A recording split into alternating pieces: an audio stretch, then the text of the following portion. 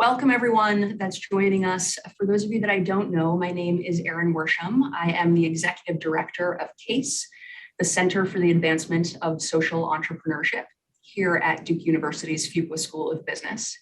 And I am really excited about tonight. First, I am excited to have the pleasure of welcoming Dr. Michael McAfee, someone that I have such deep respect for.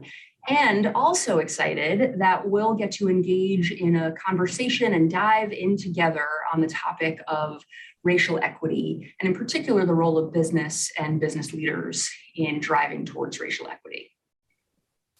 I hope that all of you that are on this call today are going to walk away from the next hour feeling inspired to take action around racial equity, and also feeling like you have some good examples and tools and tactics that you've gained from the course of this conversation so that you know how to move forward. It's a big goal for an hour-long conversation, so let me tell you how we're going to run through this. I am going to get us started with just a quick introduction and bio of our guest speaker, and then Michael and I are going to engage in a conversation for the next 35 minutes or so, and then leave some time at the end to open it up to questions from all of you. So as you're listening along to the conversation, I encourage you to add comments or questions. I see people already in the chat, and I'm glad for that. So feel free to keep on putting comments or questions in that chat. We'll try to monitor it and bring in some of those observations into the conversation, or certainly can save some of those questions for the Q&A at the end. So definitely want you engaged in helping us drive this conversation in the direction that is most helpful for you. But with that, I want to dive in. I want to get to it. So let me start by introducing our guest speaker for today, Dr. Michael McAfee. Michael has spent his career working across sectors. He started out working in philanthropy at a community foundation, has spent years in public service, both as an Army veteran himself, and also having served at the U.S. Department of Housing and Urban Development. In that role, he oversaw a $450 million portfolio focused on housing, community, and economic development. In the last 11 years, Michael has been at an organization called PolicyLink, which is a national research and action institute focused on advancing racial and economic equity. In his earlier years at PolicyLink, he was the inaugural director of the Promise Neighborhoods Institute. For those of you that are in social impact classes here at Fuqua or have taken them in the past, you have heard of Promise Neighborhoods when we talk about collective impact and the work that has happened through that initiative to create a set of wraparound services in communities, health, education, social supports, in order to break the cycle of generational poverty in Promise Neighborhoods all over the US. Now, Michael serves as the president and CEO of PolicyLink, where he wears many hats and has many responsibilities. But one of them is that he serves as a catalyst for a growing body of work on corporate racial equity. And I'll mention here that PolicyLink, FSG, and Just Capital released a report in 2021 called the CEO Blueprint for Racial Equity. We'll put a link to that in the chat so everyone can have a copy of that, but it's an incredible resource when we're talking about the racial equity best practices for corporate business leaders. So it's with all of that history, all of that incredible cross-sector experience, the focus on racial and economic equity, and his current work at PolicyLink, that we asked Michael to join us tonight for this conversation. So Michael, I'll have you start the conversation with me. Anyone can do what I just did and read the bullet points of your impressive bio.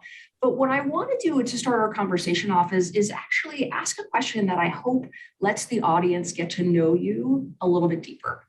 So in the report I just mentioned, the CEO Blueprint for Racial Equity, there are some great calls to action to corporate leaders in that report, a set of questions that the report authors, yourself included, have asked corporate leaders to think about.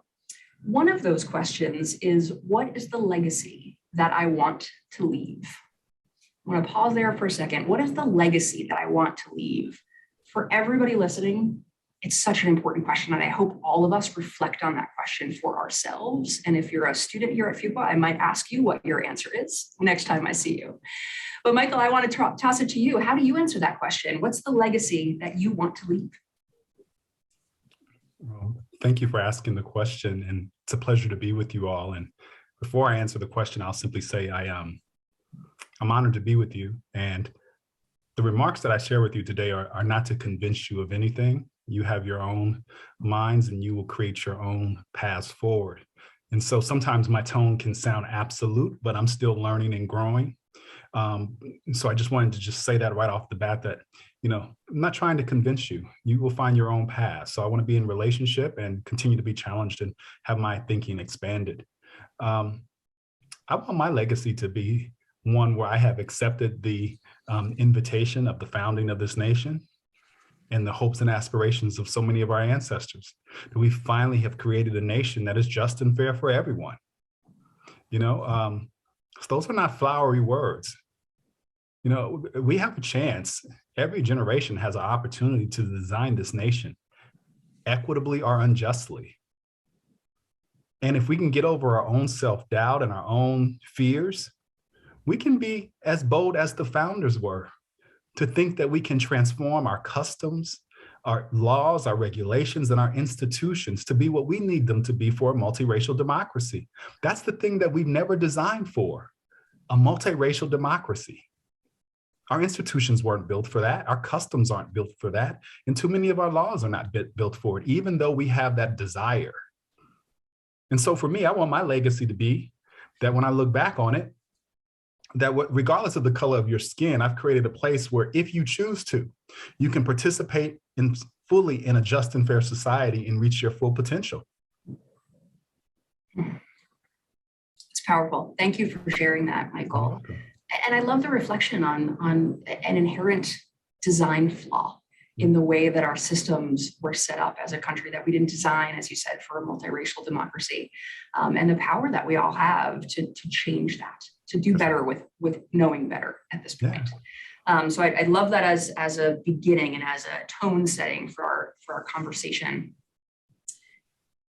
Before we dive in deeper, I want to set the stage a little bit more for our attendees.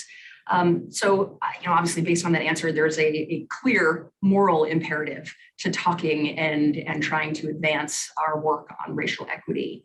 But we're in a business school, and so I feel like I need to set the stage by asking you, beyond the moral imperative, why should racial equity matter to a business leader? When you talk to corporate CEOs around the country and the world, what do you say to them to make that case for racial equity matters to them? Well, in many cases, I'm just talking to them as one human to the next. I'm tired of case making because I don't think humans should be reduced to can you make the case for their relevance or for one to see their humanity. I'm tired of that, quite frankly. I should see the humanity of women. I should see the humanity of indigenous peoples. I should see the humanity of white people. I should see the humanity of all people and not have to have a case made. That's where we get so fancy that we're quite ignorant. Think about that. The arrogance of thinking that I should have to make the case for someone to see one's humanity. I don't believe that, and I don't do that. That's why I said it from the beginning. Everyone has to live and die by their own choices. So that's how I start. But I'm going to sit down and I'm going to tell businesses, yeah, there is an economic case. If you go to our National Equity Atlas, it would add $2 trillion to our GDP if we close racial disparities. But if that was the case, we would have already done this. You see my point? There's enough data out there already to say that if you really cared, this is not simply about a rational case-making exercise. And so that's why I don't fall into those traps, because it's not going to get the results that I want. I believe that you continue to lead and set things in the world and people will come to it. Angela said something to me 20 years ago that was quite profound. She says, Michael, sometimes you have to put a concept in the world even when people don't believe it, and you have to create the space for them to grow into it. And that's what the corporate racial equity work is. The corporate racial equity work was not about me trying to sell corporate America. It was about me recognizing that, in fact, out of promised neighborhoods, that one, there was a design challenge. And if you want to see more of that reflection, there was an article that I just wrote in the Stanford Social Innovation Review. It came out, I think, Monday, that kind of talks about that journey. That journey was important because what it signaled was, we can't get there from here. You cannot, civil society can't deliver a just and fair society if you're going to let corporate America and corporations to continue to undercut our investment with exclusionary and harmful practices. And we needed to be honest about that. And it was also a recognition that there are a lot of folks in corporate America who are doing amazing work and that they have a unique skill set that is needed more than ever. Corporate leaders know how to bend our legal and regulatory frame to their will. Now, imagine if we bent that will towards liberating all. I believe we can have a strong environment and economy, and we can have a society where more than 100 million people aren't economically insecure, 48% of whom are white. So think about that. 1 in 3 people in America economically insecure. That is a design challenge. So I resent the fact of folks with money coming to me asking me, well, what will be the return on investment if I give you some money, Michael? I don't know, because the question is, are you going to, your damage that you're doing is at a scale that I can't even deal with. Government is operating at a scale of harm that I can't deal with. So I'm not going to lie to you and tell you that I can. Let's get on a journey together and figure it out. And that's where I want to be, figuring it out. So the case to be made is that you can see this nation isn't working for increasing numbers of white folks. So if we talk about a nation that was founded with the construct of whiteness at the center, let me just take that argument and say, the design of the nation is not working for too many white folks now. If you read a book like Dying of Whiteness, you will see that white male mortality rates are increasing in many cases faster than Black men. If it was Black men, we'd be saying that was a health crisis. We should be talking about that because that's those diseases of despair that we've seen articles about in New York Times, Washington Post, Wall Street Journal, et cetera. And so the reality is we are well past case making. And this is what I was excited about having this conversation. Each one of us as leaders gets to call it. You can do this work, or you can just go and strip mine the nation of its resources and of its people and call it a day. We can do all of those. I don't need to judge it. I'm not perfect either. But what you do hear me signaling is I choose to say what the work is. Because what I know is this, the work is going to be here where we decide to deal with it today or 20 years from now. And I'm finding that business leaders resonate with that. And ultimately, they resonate with it because they're seeing that in a nation that is quite tense right now, if you don't have stable markets, you're not going to have stable businesses. Think about how many downtowns have been torn up over the last couple of years. I'm in Oakland, and our downtown is pathetic. It looks like a damn war zone. It's been torn down so many times over the last couple of years that it's not even attractive for a business to even want to go there. And that's going to be this nation. You can only keep harming people for so long. You can only continue to fan the seeds around the hatred of others for so long before it turns on itself. And I think business leaders are beginning to see that's not a healthy environment to really have healthy markets. And so I think that's why you see people come into racial equity. But here's also the important reason, and last thing I'll say. What happens to a nation that ultimately becomes a nation that has a majority of the thing that it never loved? What happens to it? What happens to a nation that becomes a majority of the thing that it never loved? This nation is becoming a nation of color. By 2040, we'll be there. Majority of babies born today are babies of color. So when you think about an arc of a civilization, you think about its origin story that we don't even want to acknowledge. What happens to a nation that was founded on slave labor, genocide, and stolen land, that has never apologized for that, is quite comfortable with oppression of all sorts of people, including poor whites? What is the natural end stage of that development of that nation? That's what we have to think about right now. And I find that business leaders are thinking about it. I find that in many ways, business leaders are operating in a more advanced ways than folks who have been doing this work for 20, 30 years. And so we've never had a moment in time where all three sectors have come to racial equity in such a beautiful way. Mm-hmm.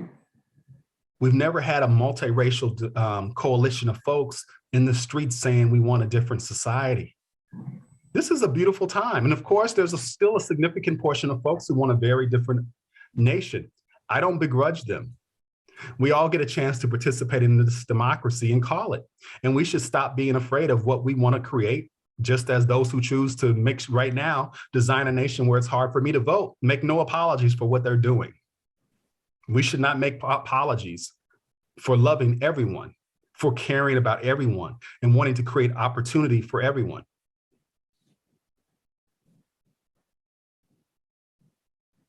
I feel like I should just end. I should end right now. That was beautiful. And exactly what I was hoping this conversation would be like. For everyone that's watching, Michael and I and some of our colleagues had a prep call a couple of weeks ago. And we were so fired up afterwards from having this conversation. And I said, please bring that energy with you and curse all you want and call us out, because we don't get to have those conversations very often here within a business school environment where we just put it all in line and say, we're not going to talk business case. We're not going to justify everything. We're just going to get to the root of the issues and talk about solutions and how we get there. So thank you, Michael, for everything you just said. So many ways I want to follow up on what you talked about. But first, I would just love to, you talked about the conversation that you would have with the CEO where you're not, the statistics are there, the data's there. I'm not going to go there. We're just going to talk about, how it is and where we need to go. What's the reception from leaders now versus a couple of years ago? Are you seeing the progress that we need to see, or does it still feel like the words are there, but maybe not the actions? I feel and see all of it. But for me, I have a privilege. Before COVID, I was on the road 70% of the time every year. So I get to see all parts of this country. Deep rural, urban, suburban, unincorporated areas, all sorts of parts of it. But over the last several years, I've seen a beautiful transformation happen, especially in white America. I can tell you so many stories of senior leaders, especially CEOs, who have been on their own personal journey and have transformed themselves and also have changed their organizations. I can tell you so many beautiful stories about that. But this is also a moment that is just not about white people. We all are in an awakening moment. You think about the Me Too movement. I'm not excused from that. There's a way I was socialized that was quite toxic. We all have an opportunity to keep getting better. That's why I said I'm on my own journey. I'm not trying to tell folks what to do. And I by no means think that I'm perfect. But if we can step back for a moment and ask ourselves, why are we gnashing our teeth so much when folks are calling us to be better, to be in a different relationship with them? Why is that such a hard thing to grasp, right? Why does it make you act like as if you're being exorcised of a demon, right? Because someone is saying you can improve your relationship to another person. And I had to stop and ask myself that question. I had to stop and ask myself, how do I manifest toxic masculinity? How do I create an organizational culture where I see the humanity of folks who don't identify on the traditional sexual orientation continuum? And here's the thing where I landed. I don't have to get it to change it. The world should not be held hostage to me getting it. If I'm in this seat, there's certain things that I need to just do. And what I'm seeing all around the country, I'm seeing leaders starting to get that point.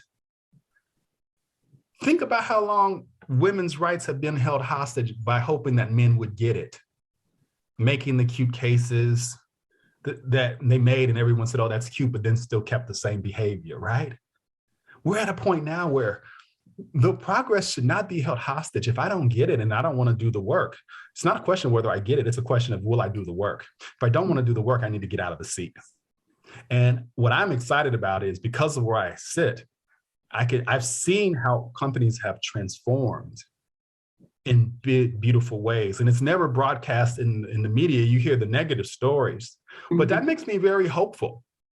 And while these stories are replete with how we live our lives, one day it's a good story, and then the next day it's something bad happening with the way supply chain is impacting folks, et cetera, right? But they're doing it.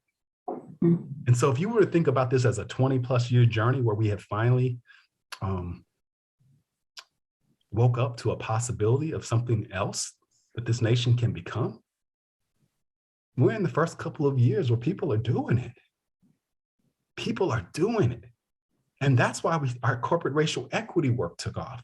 Thinking about it, the Business Roundtable would have ran away from me and PolicyLink 5 years ago talking about racial equity. Now they've centered it and got staff around it. Target, Walmart, Prudential, REI. I could go down the line, Adidas. All these companies are coming to this work and figuring it out in its early days. And if we can have the grace that's embodied in our equity manifesto to not just attack people and look for the moment when they don't use the right language or they say something or that they disagree in a way that severely triggers you, we can make progress. And that's our job right now. That's my job, which is to do my own work on me and PolicyLink, but to also be out here trying to help provide the tools and the resources and the vision for others to be able to come to this work. And when one would say, what is the work? The work is not just about helping Black and brown people. The work is to start getting to a place where we can say everybody's name. I've always been fascinated by the fact that why does it cause so much consternation to say Black people? You know, I don't have to take any classes, read any books to know that I actually care about white folks being liberated just as much as I do Black folks, Asians, Mexicans. I mean, think about that for a moment. Why is that? Why is that a barrier? It's never been a barrier for me. And that's what I see leaders waking up to the possibility of. That they're not afraid to say people's names. They're not afraid to carry their interest into the boardroom. They're not afraid to act in their service. That's a beautiful place to be in. I'm privileged to get to see people struggling with the messiness of it every day. I'm also privileged to see how toxic they get hammered when they make a mistake. But nonetheless, I see us making progress, even in this moment of great tension. You know, and, you know, the ultimate thing that I see companies coming to and hearing when we talk about it is this. Whether companies come to this work or not, it really doesn't matter because oppressed people have never been defeated. Oppressed people have never been defeated. The folks who are trying to deny me the right to vote right now, they're miserable as hell. They're miserable because they get up every day trying to screw someone. And in trying to screw me, they're so still irrelevant. They mean nothing to me and my family. They mean nothing to us. Our generations only get stronger and stronger when we're oppressed. The real question is, can their children withstand the nation that they're creating?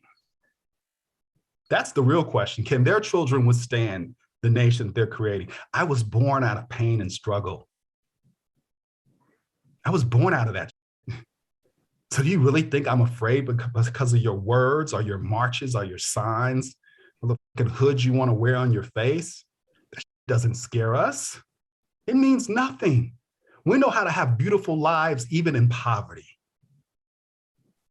And it's scared for folks to realize that they can't break your spirit. And I see corporate leaders coming to that spirit to say, you know, I'm going to stand for what is right. I'm going to do it, and I'm going to figure out a way to do it that makes strong business sense, but I'm no longer going to negotiate away what is right. That is an exciting moment. Gosh, I love that, just that last sentence of I'm no longer going to negotiate away what is right.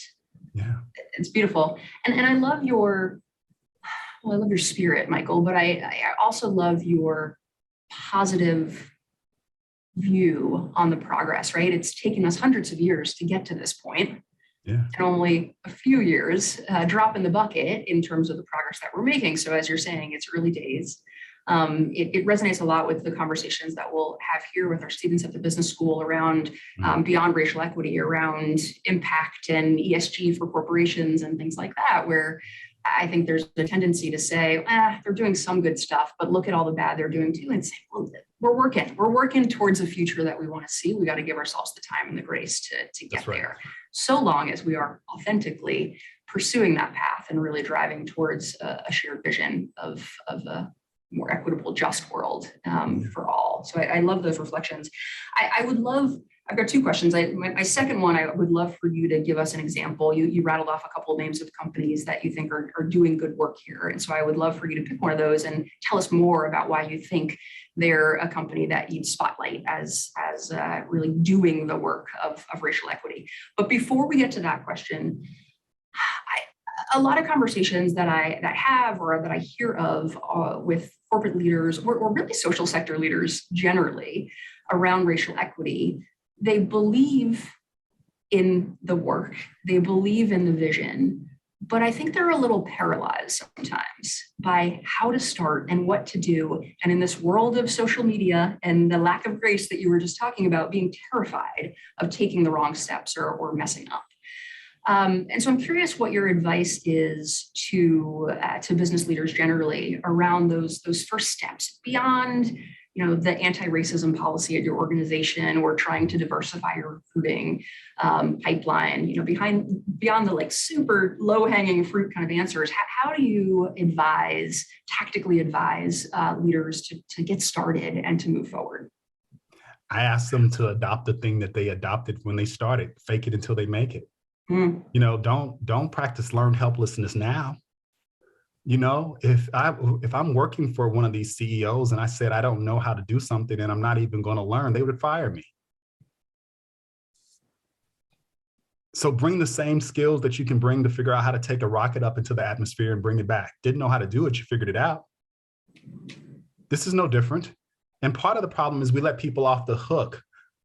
I'm not letting people off the hook. Nobody lets me off the hook. You're not helpless. You may not know, but you sure as hell do know how to learn.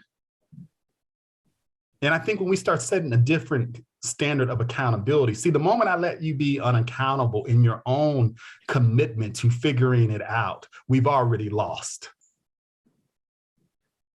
Leaders are not incapable of learning on any of these issues. I don't get, coming out of the Midwest, I don't get all the ways in which people identify, especially in California. I don't get that stuff right all the time.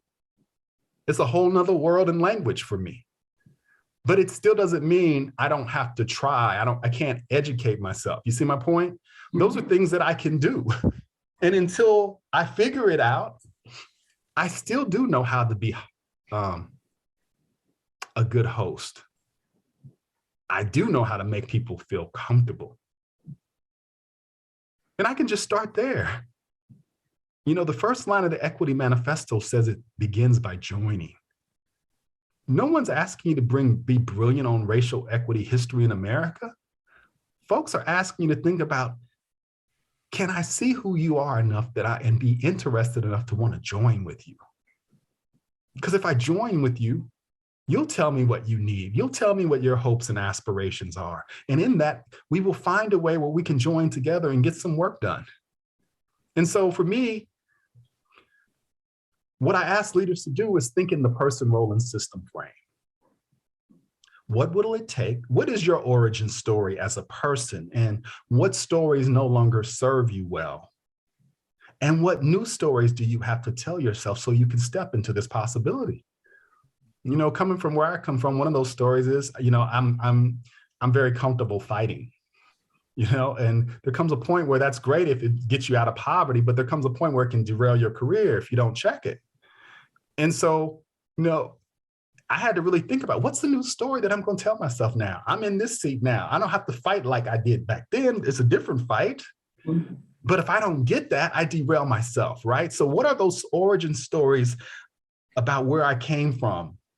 Self-doubt, anger, contempt for things, et cetera, that I need to figure out how to reconcile or resolve a little bit so that I can then step into my role and do a different thing. And in our roles, so many of us see our roles as a defining element. I see them as what they are. My role is always an HR function. It just tells you how much I'm going to get paid and where I'm situated on a chart. It has nothing to do with me unleashing my God-given capabilities. And so in my role, I'm always thinking about what I'm going to enact that is so much bigger than that role, because there's something inside me that's got to get out, and it isn't defined by the smallness of a job title. Now, the art of that is knowing how to be politically savvy enough to survive that, right? But nonetheless, the role can be quite transformative if you perceive it differently.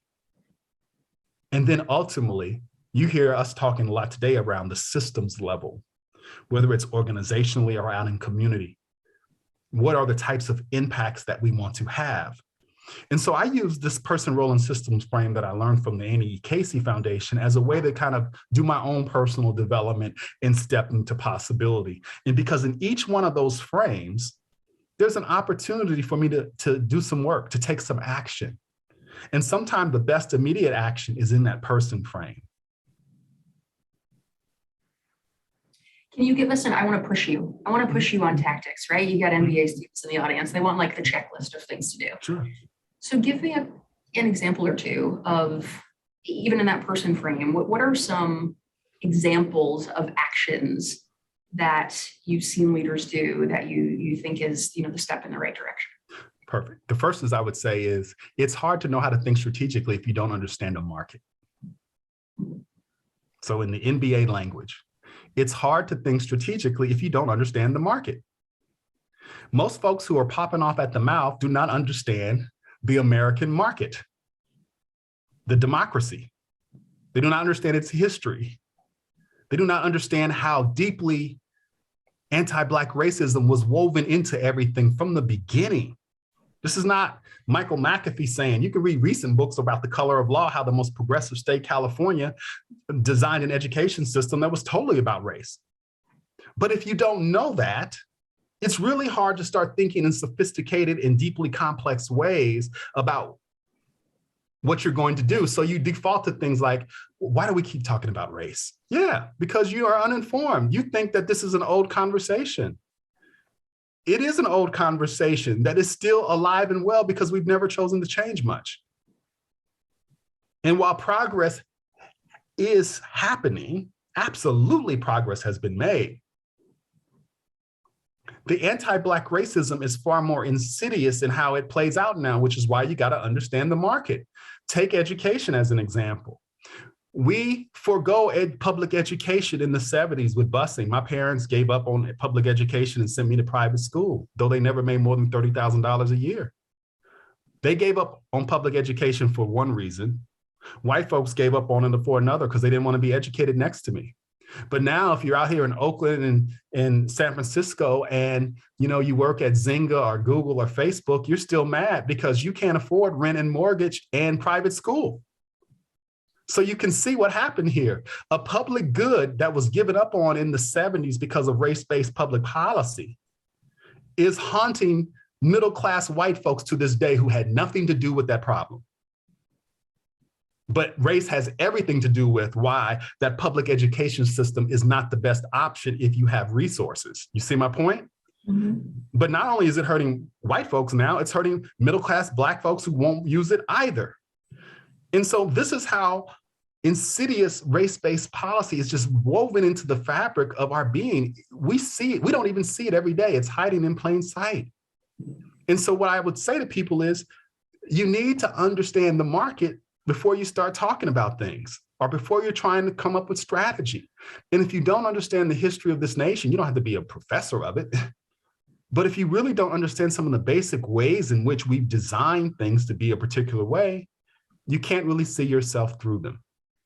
And so what you hear me saying to people is, if you want to join in these conversations, bring the same discipline you would to bring in a product to market.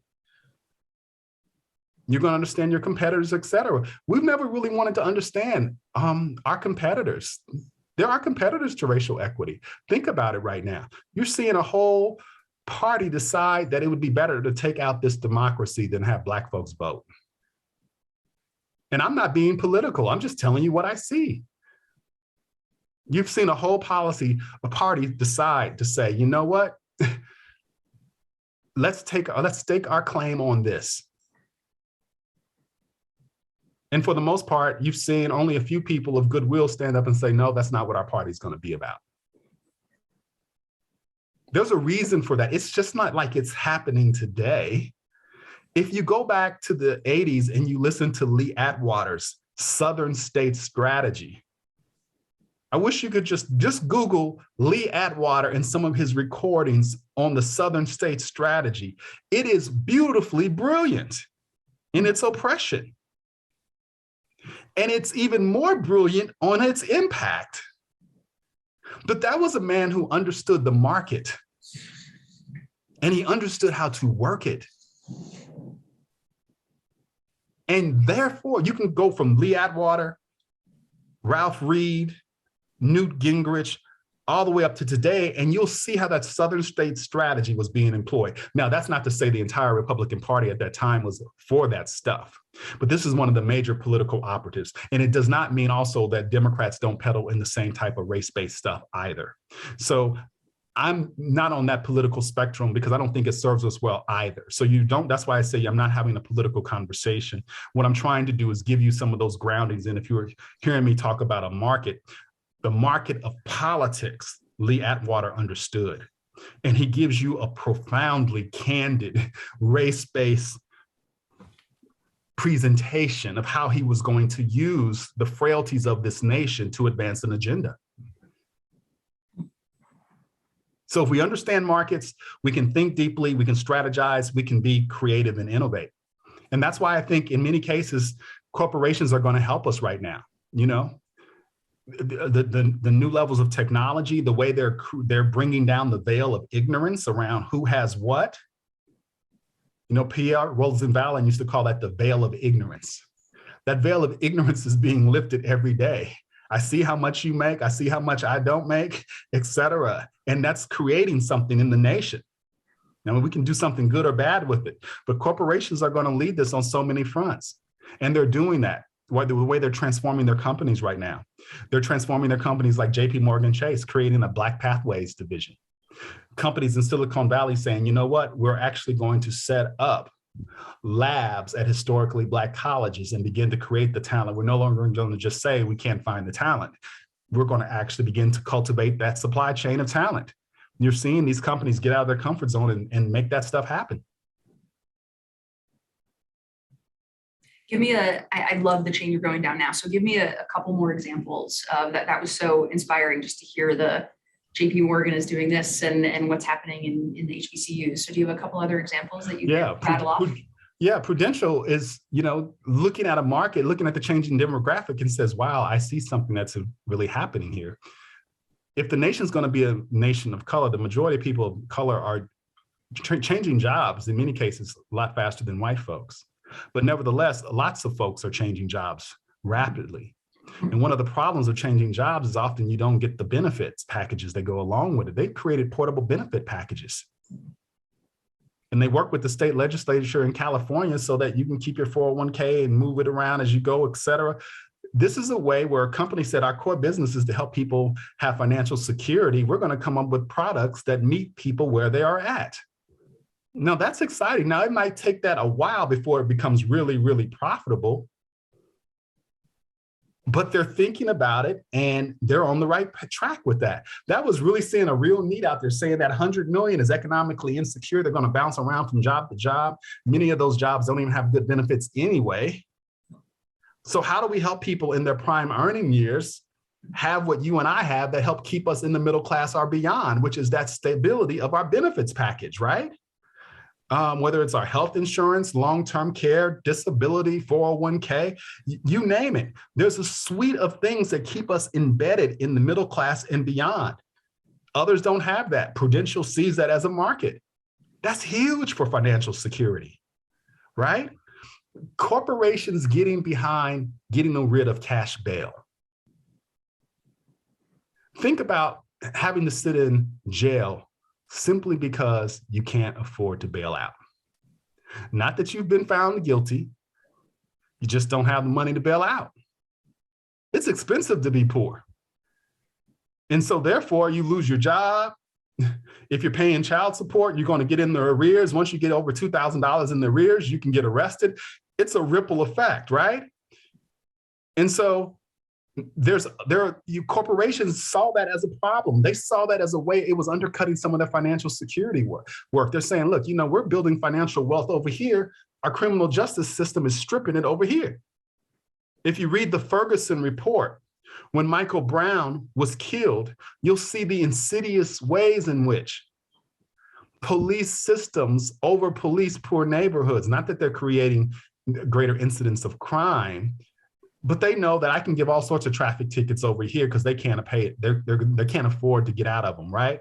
You and I are just going to go hire an attorney and get it over with. They don't want that because they don't want to have to go to court. And so you begin to see corporations now saying, no, that's hurting our workers. Places like Target are saying we're going to pay a living wage. Target has the REACH program where they've said they're going to be the #1 retailer for Black folks in America by X number of years. When they showed me that, it blew my mind that they were that explicit, that they are going to be the #1 retailer. Crazy. But that's stuff that's in the works right now by corporations all over the country. I love those examples are so powerful, and the examples I think across them are showing that belief in a better system, right? The sort of moral and ethical underpinning some of those decisions, but also this view of corporations looking across their stakeholders and saying, as you said, we're trying to work on financial security here, but here's what's happening in the rest of the community that's undermining those efforts. And I need to give minimum wages to my workers because they're part of the stakeholders that are helping my company succeed. And so I need to think about them as well and the issues that they're facing. So I love this sort of inspired approach of what's the legacy that we all want to leave behind, companies included, and then also the stakeholder view of what's the ecosystem, the stakeholders, the complex sort of interactions of things that are happening that are impacting the world that I want to be a part of as a business and my bottom line as a result of it. So really inspiring to hear some of those examples. No, please. I was just going to say, I'm trying to track time here. And so I want to give a second to open up to the audience and see if anybody wants to chime in with a question. I can ask questions all day long, but see if there's anybody in the audience that's something that they want to add. Feel free to come off mute, raise your hand, whatever you want to do. Join us. Also, I'm just reading some stuff in the chats. Someone said, I saw a question, I believe, part of a question, how do these initiatives come to life? Mm-hmm. Folks like you coming out of business schools with a different consciousness are bringing this stuff into the world. You're showing up with it in a different way. You're holding that complexity that I'm talking about. We can do good and make money. They're not mutually exclusive. And that's the talent coming out of business schools is changing things. You also have that talent coming out of business schools. Those quants are looking at those numbers and they're saying, you know what, this is going to be your consumer base. And either you're going to be down with this consumer base or you're going to be left behind. And they're proposing new approaches to business and they're creating these new product centers, et cetera. I see 2 hands up, Ronnie and I believe Alejandro. Yeah, Ronnie, you came on first. Why don't you join us? Great. Thank you so much, Dr. Michael McAfee. Got a bunch of wonderful quotes from you and really enjoyed the past 50 minutes. I have a question for you around knowing your market. Sort of like what I've seen, what I've observed is that when some companies release some of these initiatives, there's a marketing backlash, right? Well, you're just virtue signaling, right? And that there sometimes is a very negative response on social media and online for some of these very progressive and much needed initiatives. The virtue signaling stuff to me, like, is, I think, right? Because like if you're doing the work, you're doing the work, right? But just wanted to get your thoughts on how do we get over that? How do we get CEOs, leaders afraid of that trepidation of being called a virtue signaler? I think we all have to stand on our own on our own 2 feet and not be pushed around. Every day, some people could say I'm not the most, I live in a world that it would be considered progressive. I consider myself a results-based leader and consider myself progressive, moderate, or conservative. But I don't fit the typical progressive mode because I'm from the Midwest. I went to the military. So often, immediately, my staff will break out in hives, simply because I don't have that typical progressive pedigree. But I don't give a I'm just not going to let you just treat me any kind of way either. And so I think companies have to just be comfortable standing for what you stand for and realize that, people always have something to say, but they're not the ones who are doing the work. They're just running their mouths, but they don't have organizations behind them for the most part. And I think in many cases, when you're doing really good work, you don't need to say anything about it. You just need to do the work. The most powerful people in this nation aren't advertising the shit that they do. The most powerful, influential people don't constantly keep telegraphing all their moves. They just do it. And you begin to feel them. And there's a feeling that you get when you walk into a company, et cetera. And I think if people focused on those things more than trying to be the most popular one in that moment, they would be better off. And so sometimes I think this is a season where it's best to be quiet and just do the authentic work. It's not a season to be promoting a lot because everything you say and do is going to get a critique, whether it's conservative, moderate, or progressive. And you just have to be comfortable with that. And you have to be tough enough to know there's just some shit you're not going to take.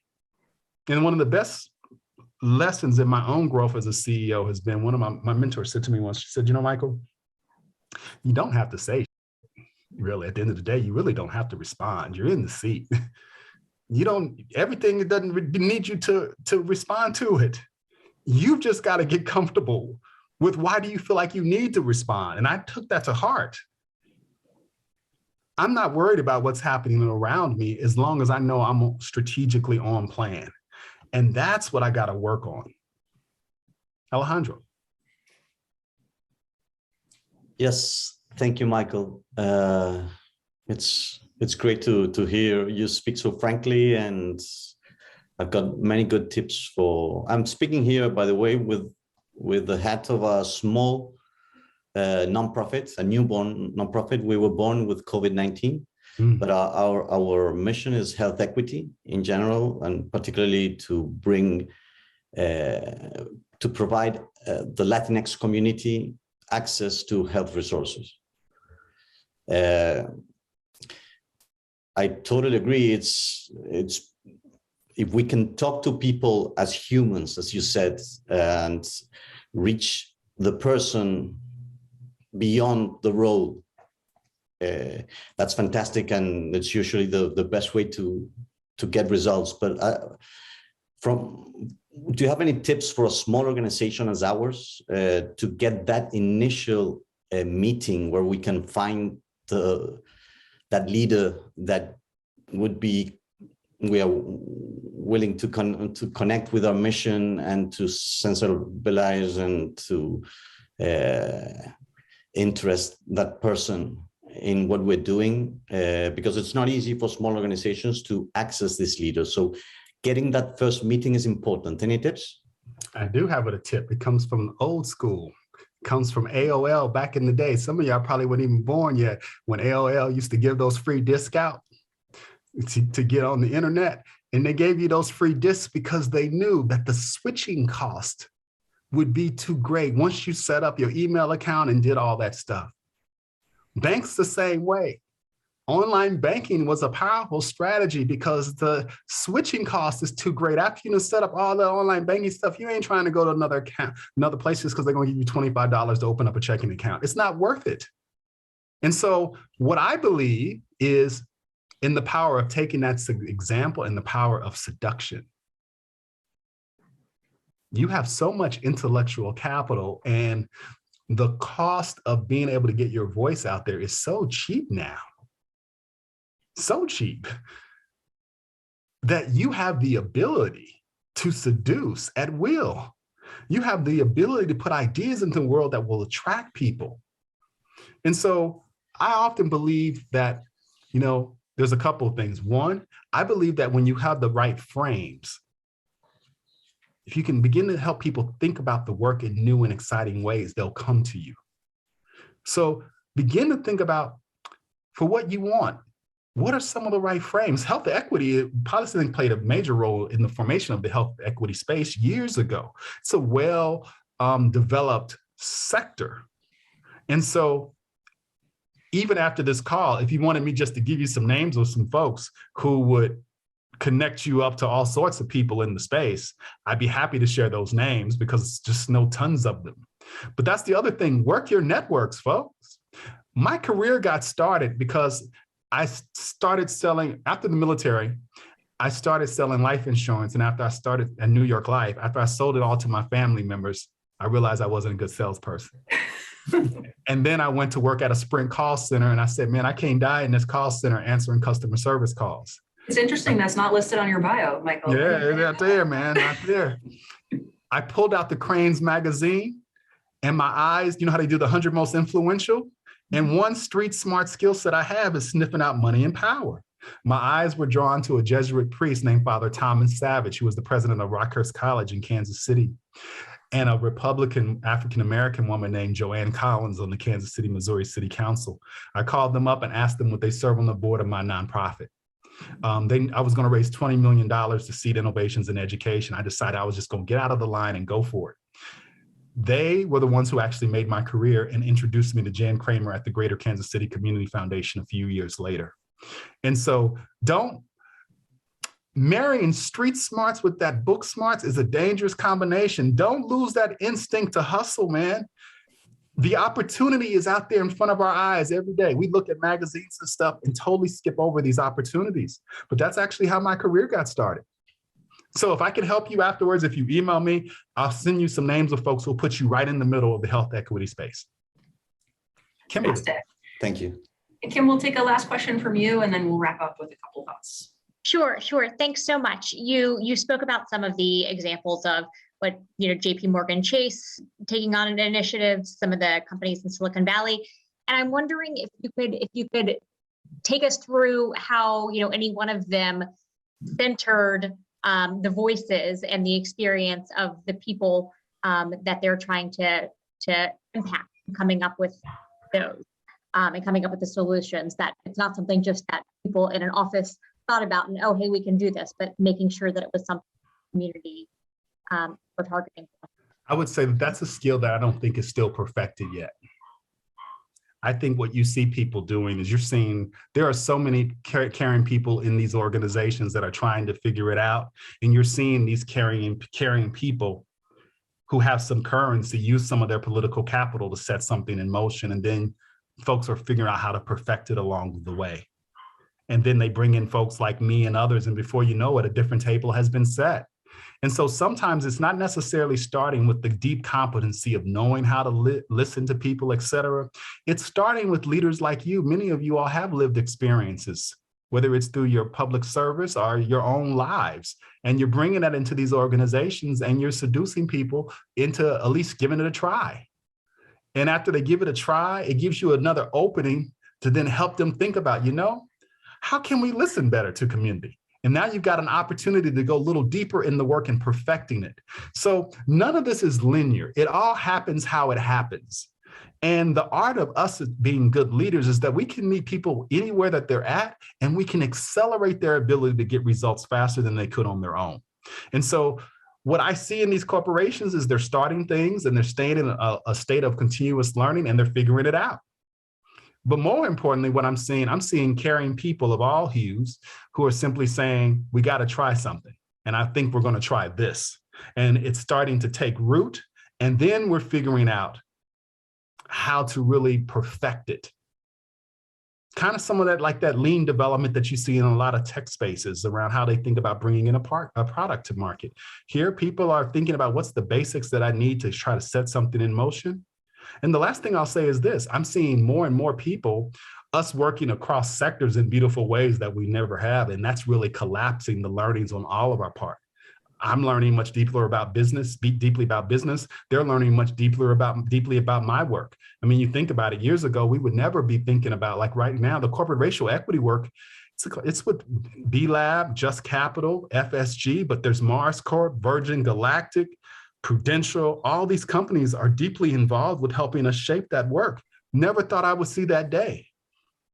And so I think if we hold these consciousnesses, these various levels of consciousness, connecting to community, bringing that voice, wisdom, and experience into organizations, we'll find a way to use those things. And the last thing I'll say is this. This is why it's important as soon as you can to figure out what level you want to play at. The sooner you figure out what level you want to play at, you can begin to see this like an athlete sees the field. It slows down and you can see things happening and you can be in flow. You know, this work is easy for me now because I figured out what I wanted to do in my 20s when I called Father Thomas Savage and said, would you help me on my board? And the world became very clear.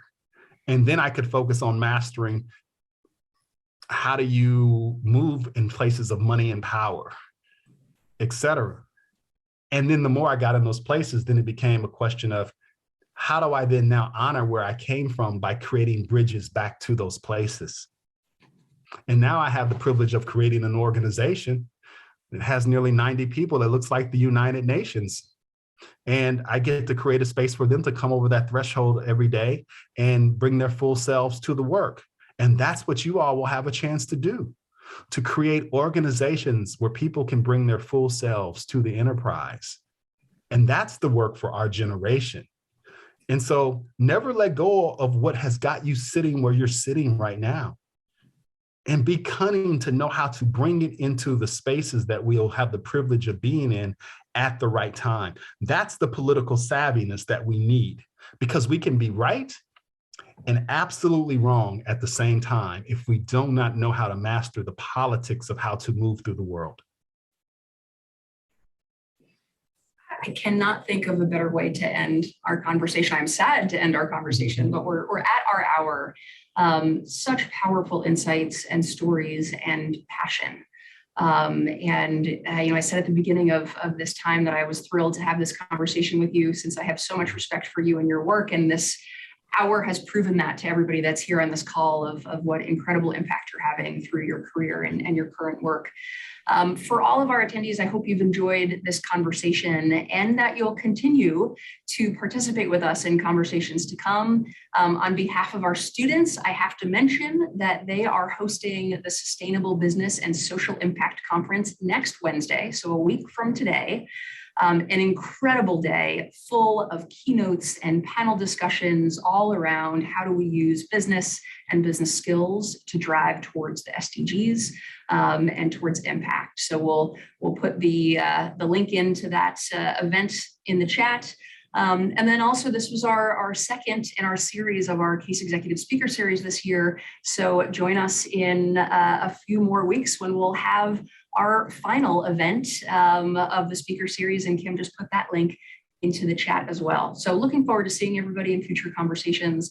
And on behalf of everyone here, Michael, I just wanted to say thank you. Thank you for your work and all that you do. And thank you for taking the time to be with us today and inspire us and hopefully drive all of us to action. Thanks for having So me. everyone join me in thanking Michael virtually. Thank you. Thanks, everybody. Have a good night.